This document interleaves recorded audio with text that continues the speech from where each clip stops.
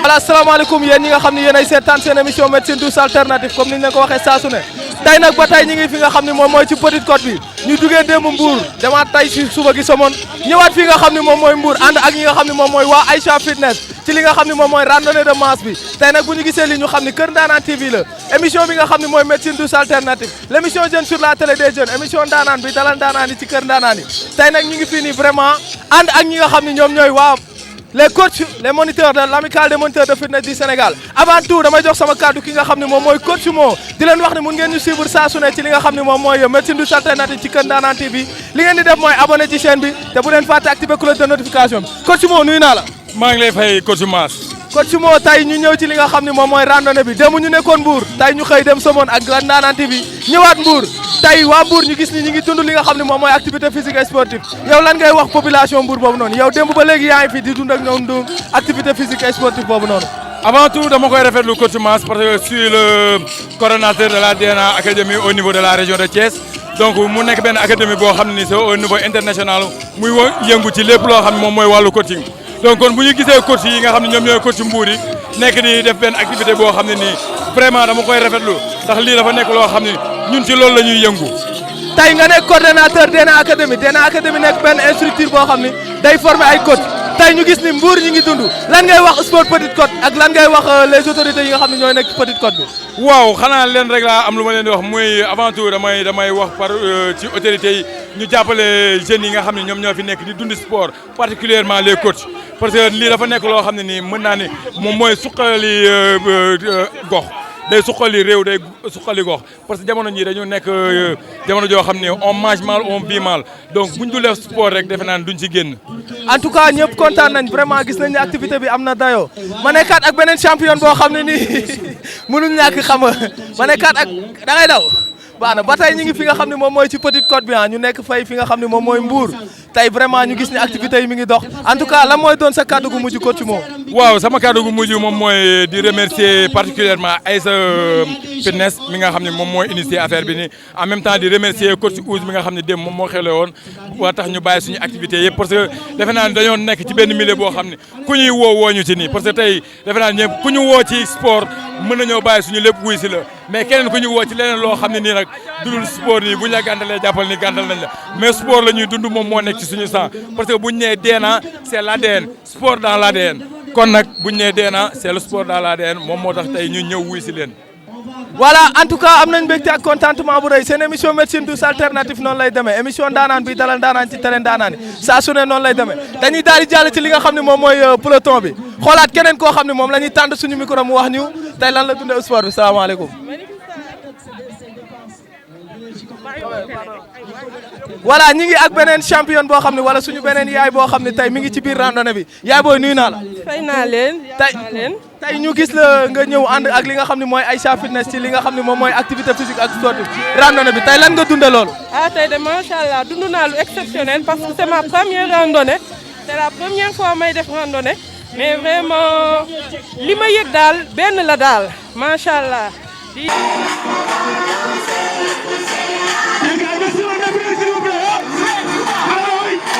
voilà ba tey yéen ñi nga xam ne yéen a ñuy suivre ci fi nga xam ne moom mooy émission jeune sur la télé des jeunes médecine douce alternative émission ndaanaan bi dalal ndaanaan yi tey nag ñi ngi ak kenn koo xam ne yaay la ci ñun yaay booy nuyu naa la. waaw fay naa la lu bari. yaay booy ñu bëggoon a xam tur bi lan la ak lan moo la boole ak club bi nga xam ne moom mooy salle Aïcha Fitness. waaw man maay madame Fall Rama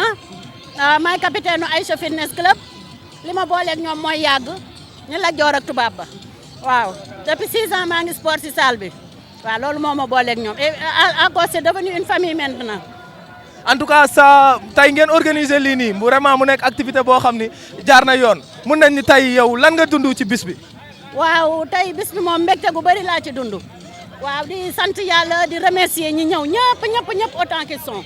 waaw ak jëlee ci nag ne sport lu am importance la moo tax depuis 6 ans maa ngi def te bàyyiwuma teggiwuma sama tànk. à chaque fois daal mun nañ ni yaa ngi ci am li nga xam ne moom mooy satisfaction. waaw à chaque fois bii mooy suñu 2e édition Rando Fitness mais nekk 7e édition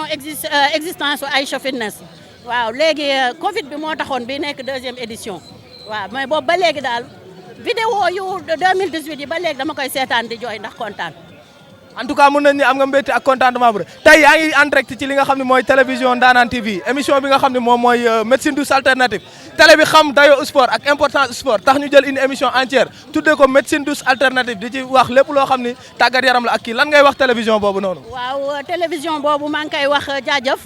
di ko wax bonne continuation di ko wax ne am nañ initiative bu baax a baax ndaxte Sénégal amuñu woon culture de sport mais avec la télévision dinañ def promotion ba nga xam ne nit ñi dinañ xam ne maladie yu bëri li koy dindi mooy def sport moo tax ñu ngi leen di jaajëfal bu baax di leen ñaanal ca kaw ca kanam. lan mooy doon sa kàddu gu mujj ci cadre remerciement wala sant. waaw sama kàddu gu mujj maa ngi sant yàlla bu baax a baax a baax di kontaan di remercier ñi ci teew ñi fi teew ñëpp di remercier aussi télévision bi ma jox occasion ma exprimer wu waa pour nit ñi xam l'importance du sport.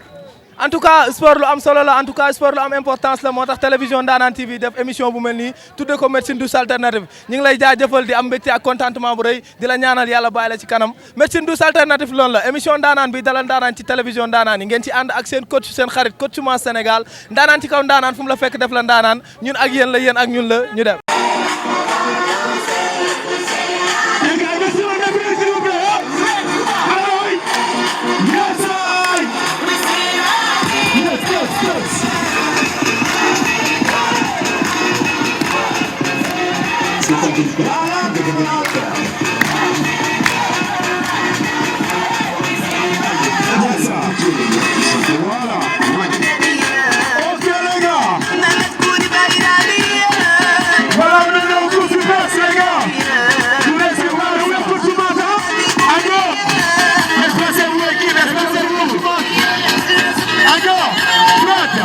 voilà comme ni ñu leen koy waxee saa su ne ba tey ñu ngi poursuivre li nga xam ne mooy médecine douce alternative fii ci Kër Ndanane TV émission bi nga xam ne sport moo ko tax a jug émission bi nga xam ne tàggat yaram moo ko tax a jug tey nag ma nekkaat ba tey ak keneen koo xam ne sama professeur la nekk koo xam ne aussi il m'a initié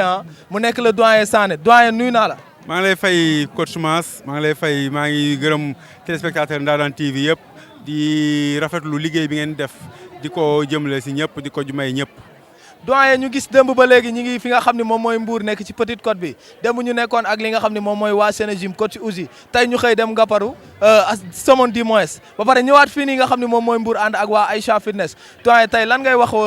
lan nga dund yow ci week-end bi nga xam ne passé nga ko week-end sportif à Mbour. alors dund naa week-end bu extraordinaire sportivement mais aussi cordialement parce que gis nañu fédération de tous les coachs ñëw autour d'un idéal may waa Mbour benn show bu jéggi dayoo depuis démb ak Ouzy ñu ñëw tey ak randonnée bi waa Mbour génn rafetlu ko magnifier ko ñu def parcours bu mucc ayib ñëpp tenir li ma gën a rafetlu mooy amul kenn ku daanu sapeur topp nañu mais amul benn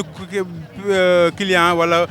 personne bu ñu assisté mooy wane ni donc fitness bi moo ngi fiy dox sport moo ngi dox Mbour ndax ñii ku lañ gis xam ni ci saal yi tàggat nañ leen préparé nañ seen xol pour mun a def effort yu intense te sans fatigue excessive.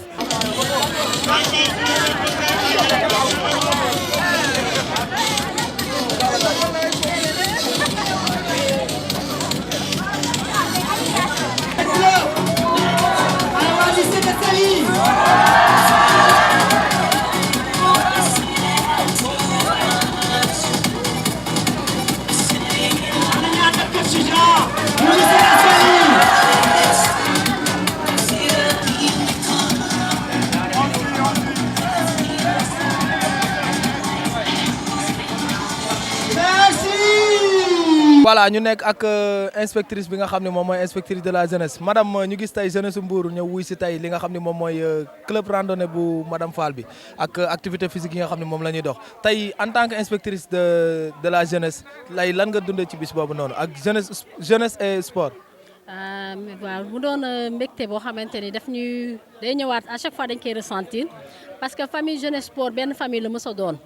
peut-être dafa am kii gouvernemental moo tax ñu xaw a séparé waaye séparé wu ñu tout le temps on est ensemble activité lépp lu sport di def ñooy ànd bu jeunesse di def tam sport day ñoo ànd ak moom te cible bi benn la même jeunes yi ñooy ñiy def sport donc coach Fall madame Fall bi mu ñëwee wax randonnée fitness Aïcha Fitness Club bi plaisir la doon suñu ñu ñëw ànd ak moom parce que suñu cible la suñu njaboot la ñoo dooleel suñu parrain muy l'inspecteur du sport muy sama naataango damay wax chaque fois nous sommes des jumeaux nous sommes plus que ça sax ñun nous sommes des siamois ñoo bokk ndey ñoo bokk baay donc jeunesse sport c'est la même famille mbégte rek lañ ci amaat ñëw dundaat cette journée si riche en enseignement vraiment. ba tey ñu ak nekk koo xam ne mën nañ ni man sama doyen la nekk tamit sama kilifa ci dëkk bi parce que en tant que coach sportif quand je suis avec l'inspecteur de sport mën nañ ni tey moom moo fi suñu waajur kon donc nekk aussi parrain wu bis bi inspecteur nuyu naa la. maa ngi leen di fay. inspecteur tey ñu gis ni yow la ñu parrainé bis bi en tant que nga nekk njiitu sport jiite lépp loo xam ne moom mooy tàggat yaram fii ci Mbour tey ñu parrainé la bis bi nii quels sont les ressentis. tey moom kontaan nañu bëgg nañu ndax Aïcha Fitness Club moo ñu may tey ñu dajale ñetti génération on a trouvé des enfants on a des jeunes et on a des adultes. Alors, Aïssatou disait tout à l'heure, l'inspecteur de la jeunesse,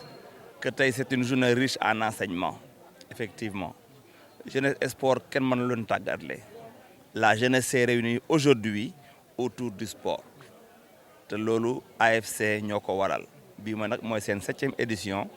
Man yalla def na ma fekke ñaar ñettel bi pandémie bi moko warul won. Alors, donc di ci bëgg di ci contane.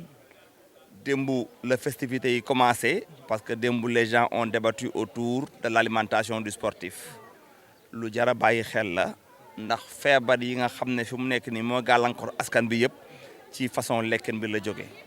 il faudrait que ñu fexe ñuy lekk sain ñuy lekk bio du noonu ah voilà cette alimentation riche en graisse riche en huile riche en sel il faut ñu wàññi ko du ma tudd nag benn produit waaye xam ngeen sama baaraam fan la joxoñ donc il faut que ñu nangoo soppi ndax damay faral di wax sama waa kër ne cafka ci làmmiñ la yem cafka eggul ci biir cafka ak liy suur nit ak liy defar yaramu nit bokkul cafka moom ci làmmiñ kese la yem donc mën nga lekk loo xam ne xëy na saful mu baax ci yow baax ci sa yaram defar say suux donc war nañ ko di xalaat. du dimanche rek dafa mel ni nga xëy suba rek toute la semaine nga ne j'ai pas besoin de me brosser les dents je vais attendre le dimanche pour me brosser les dents n'est-ce pas le sport doit être tous les jours. Le sport soxlawul muy intense quand je dis activité physique de maintien soxlawul muy intense. Non, maintenant, le sportif qui fait de la compétition a besoin de s'entraîner tous les jours. Enfin, a besoin d'une certaine intensité, je veux dire. Mais qui a des pour tagar yaramam, soxlawul intensité. Bu amé 10 minutes par jour, so amé 20 minutes, so amé 30 minutes, baax na lu baax la ci yaramam. Voilà, une fois par semaine mom wax deug mom show la rek. Lolu show la. Waaye soo bëggee tàggat sa yaram soo bëggee dox mën nga ko def tous les jours soo jullee fajar soo jullee timis mën nga génn dox waaxu ba sa yaram xaw a kii noonu nga dellu saat xëppoon dox tëdd nelaw. Madame Fall waaye coach Diagana waaw damay bëgg a delloo nag sama papa tuuti aussi li nga xamante ni moom la moom ndax Madame Fall bi daa làq Diagana bi daf koo làq trop léegi nag ma jël ko def ko ci t-shirt bi daf ko jagale ko coach bi waaw daal di jël école nag jagale fa Madame Fall. en tout cas ñu am mbégte ak contentement bu rëy yaa ngi ci émission médecine douce alternative ci télévision Kër Ndaanaan tey lan ngay nuyoo àdduna wërngal képp bi lay seetaan ak waa Sénégal. waaw ba ma tout d'abord damay sant yàlla gërëm suñu borom bu baax a baax waaw ndaxte tey lii sut na sama njort wax dëgg yàlla su ma waxee dëgg rek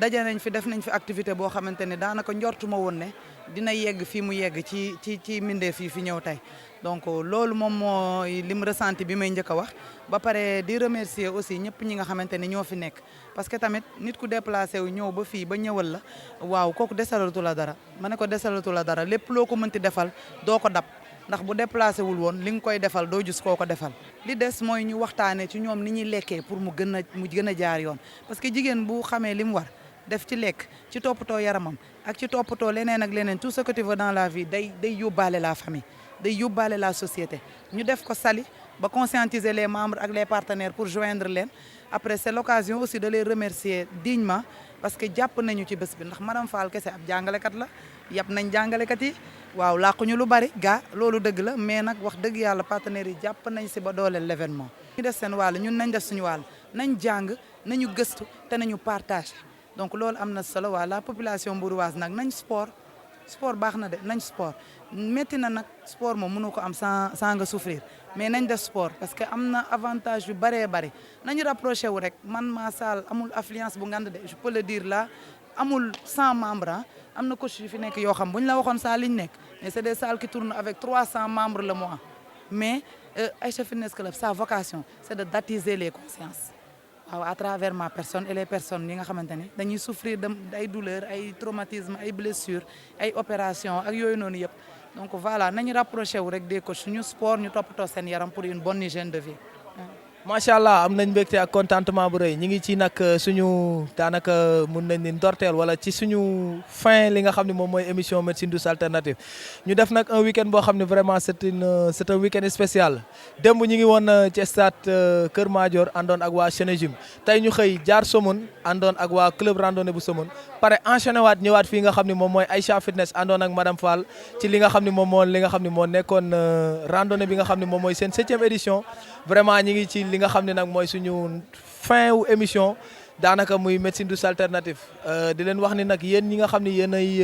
suñu mbokki internautes yi mun ngeen ñuy suivre ci Kër Ndaanaan TV li ngeen di def mooy abonné ci chaîne bi te activer li nga xam ne mooy cloche de notification ba nga xam ne saa su ne di ngeen mën di am li nga xam ne moom mooy les informations di leen wax ni médecine douce alternative nag émission la boo xam ni sport moo ko tax a jug tàggat yaram ak wérgu yaram daanaka nag mun ngeen ñoo suivre nag ci Kër Ndaanaan TV ki koy def nag nekk seen xarit seen soppe coach Mass Sénégal xëy na nag daanaka foofu la ñuy daal di yemale suñu li nga xam ne mooy suñuy kàddu xam nga di wax ni ñi ngi am mbégte ak contentement bu rëy yëpp ci Mbour di ngi am mbégte ak contentement bu rëy yëpp ci lépp ñoo xam ne kii bi di remercier vraiment ñëpp à travers ma voix aussi je salue